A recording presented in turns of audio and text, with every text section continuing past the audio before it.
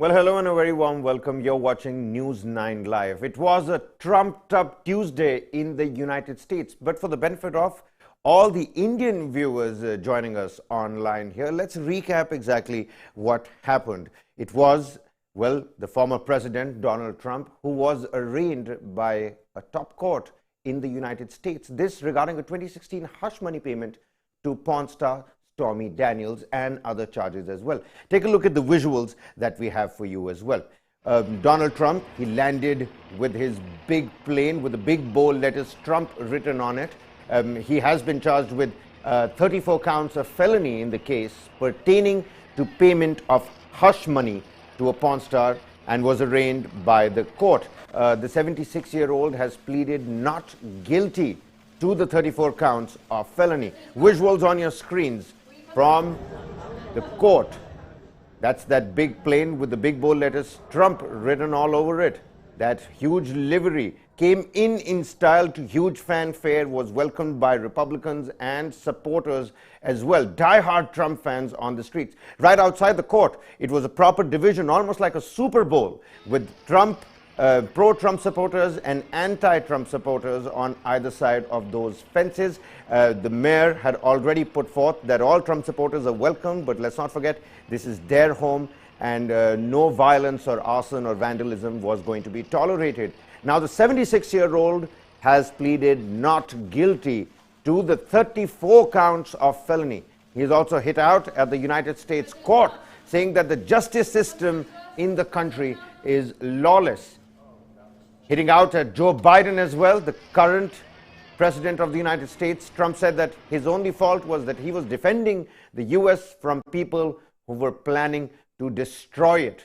Some social media posts that have also come about after his arraignment on your screens, ladies and gentlemen. Just lifted off for Palm Beach, Florida. We'll be delivering remarks tonight at Mar-a-Lago at 8:15 p.m. Those remarks at Mar-a-Lago, we'll play them out just for you in just a little bit. The former president, he made provocative statements on social media trying to appeal to the conservative right in the United States. Before we move on, let's first take a look at what Donald Trump had to say at Mar-a-Lago after his arraignment. Take a look at that and we'll come back for more.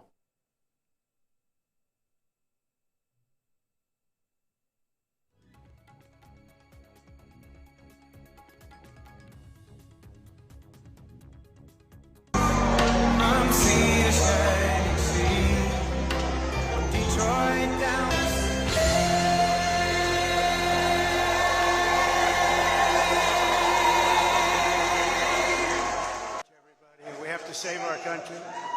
God bless you all. God bless you all. And I never thought anything like this could happen in America. Never thought it could happen. The only crime that I have committed is to fearlessly defend our nation from those who seek to destroy it. This fake case was brought only to interfere with the upcoming 2024 election. And it should be dropped immediately. Our elections were like those of a third world country. And now this massive election interference at a scale never seen before in our country, beginning with the radical left, George Soros-backed prosecutor Alvin Bragg of New York, who campaigned on the fact that he would get President Trump. I'm going to get him. I'm going to get him. This is a guy campaigning. He wanted to get President Trump at any cost, and this before he knew anything about me, didn't know a thing about me. He was campaigning. As it turns out, virtually everybody that has looked at this case, including rhinos and even hardcore Democrats, say there is no crime and that it should never have been brought. They attacked me with an onslaught of fraudulent investigations. Russia, Russia, Russia. Ukraine, Ukraine, Ukraine. Impeachment hoax number 1. Impeachment hoax number 2. The illegal and unconstitutional raid on Mar-a-Lago, right here. But now they have really stepped up their efforts by indicting the 45th President of the United States who received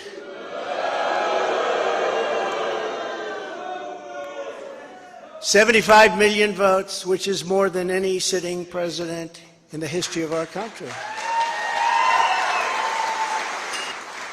And in the wings, they've got a local racist Democrat district attorney in Atlanta who is doing everything in her power to indict me over an absolutely perfect phone call, even more perfect than the one I made with the president of Ukraine. Remember, everybody's done. In fact, Hillary Clinton got rid of 33,000 emails, and that was okay. But nobody's done it like Joe Biden. This lunatic special prosecutor named Jack Smith, I wonder what it was prior to a change, who others of his ilk say he is even worse than they are, is only looking at Trump, yet Joe Biden took massive amounts more documents. And this is where we are right now. I have a Trump-hating judge with a Trump-hating wife and family whose daughter worked for Kamala Harris and now receives money from the Biden-Harris campaign, and a lot of it. Incredibly, we are now a failing nation. We are a nation in decline. And now these radical left lunatics want to interfere with our elections by using law enforcement. We can't let that happen.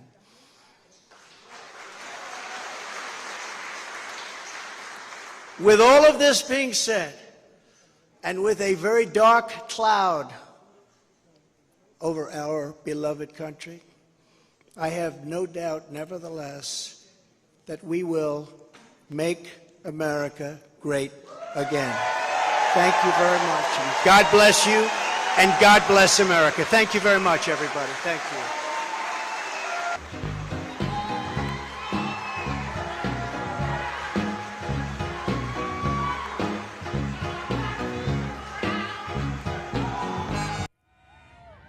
Well, now with the kind of popularity this man enjoys, it's only fair to say that he can well afford to smile at this particular moment. But Trump's 2024 White House campaign has also been going on in full swing.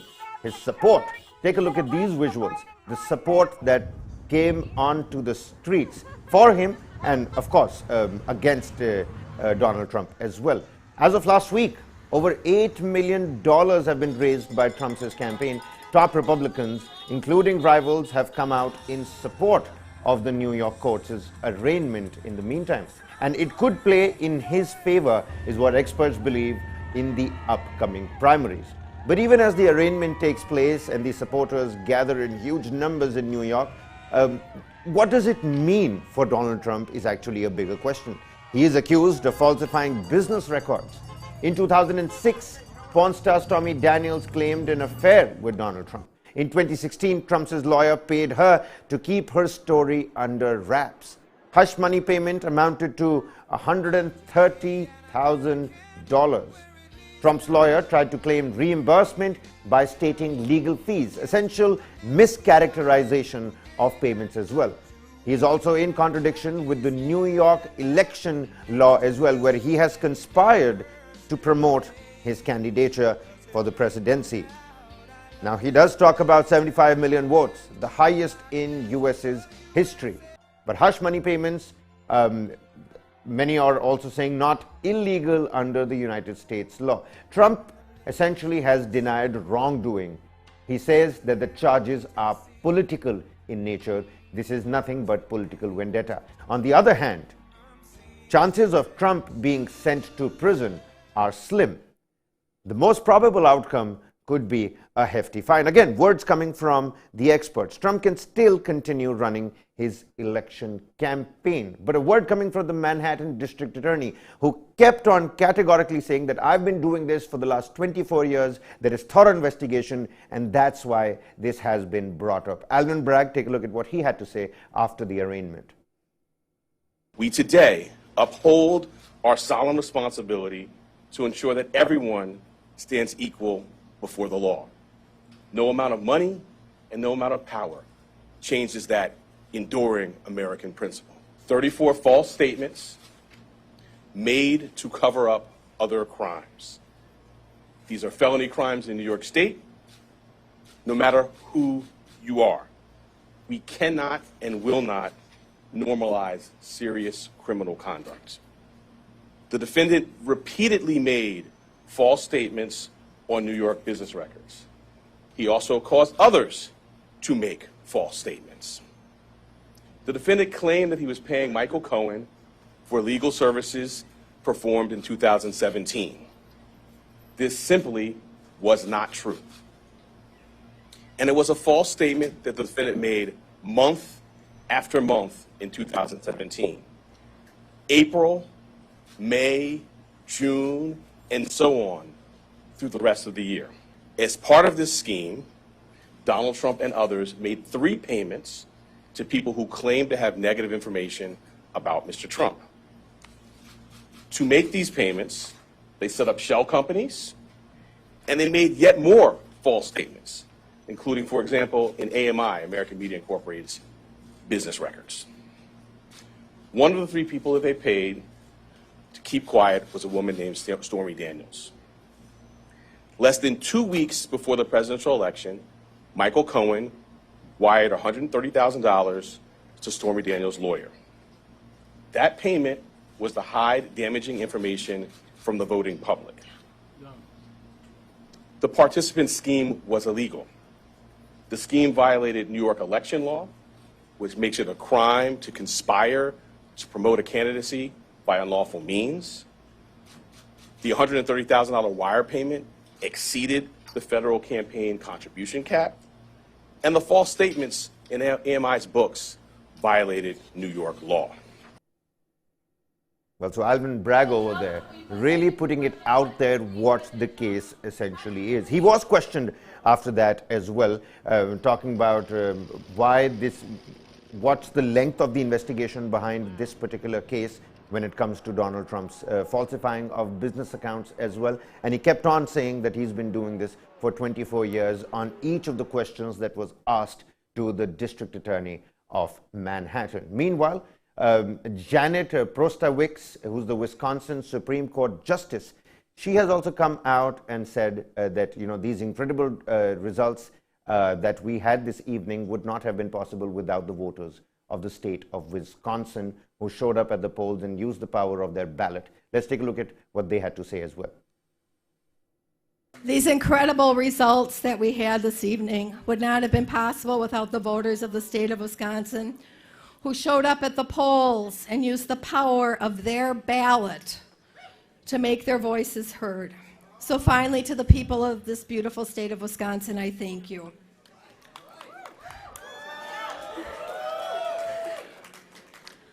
Today's results mean 2 very important and special things. First, it means that Wisconsin voters have made their voices heard.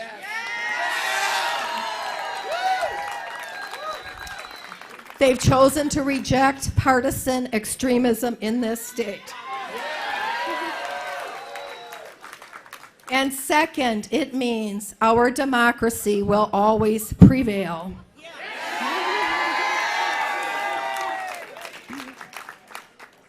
Too many have tried to overturn the will of the people. Today. Well, even as we talk about the bread and butter of trying to find the white-collar crime, Alvin Bragg was also, quite swift to mention that he's been trying to catch hold of sex crimes and tax crimes as well, and something like this was right in the open. Now, after the arraignment, meeting his fans and everything, that entire cavalcade was recorded from the helicopters. You could see Donald Trump go back to the airstrip on the tarmac where his plane with the big Trump livery was waiting, and he flew off. Later at Mar-a-Lago is where he attended the press and spoke to his supporters as well. But what does Joe Biden make of it? What does the White House make of it? He has been quick to train guns at Joe Biden as well, calling it nothing but political vendetta. We earlier heard Janet as well. Already those gears for the 2024 elections have started to move.